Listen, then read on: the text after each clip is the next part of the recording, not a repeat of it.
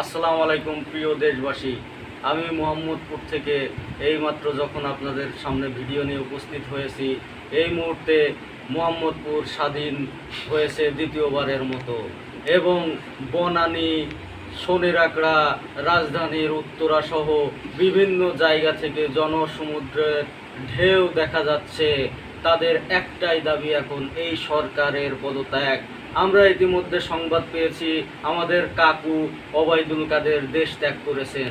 ওদিকে আমাদের টাকলা, ওর নামটা যেন কি আমার মনে পড়ছে না, সুমন, ব্যারিস্টার সুমন, তিনি গতকালকেও বলেছিলেন যে ব্যারিস্টার সুমন দেশ ত্যাগ করার লোক নাই। কিন্তু ইতিমধ্যে আমাদের কাছে একটা নিউজ এসেছে, তিনিও দেশ থেকে পালিয়ে চলে গিয়েছেন। এখন বর্তমান আমাদের সেনা প্রধান বক্তব্য রাখছেন, দেশ তিনি হাতে নেবেন এবং 1-2 দিনের ভিতরেই অন্তর্বর্তীকালীন একটা সরকারের মাধ্যমে নতুন সরকার গঠন করবে।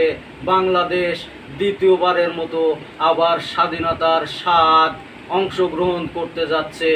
সবাইকে ধন্যবাদ, সাথে থাকুন।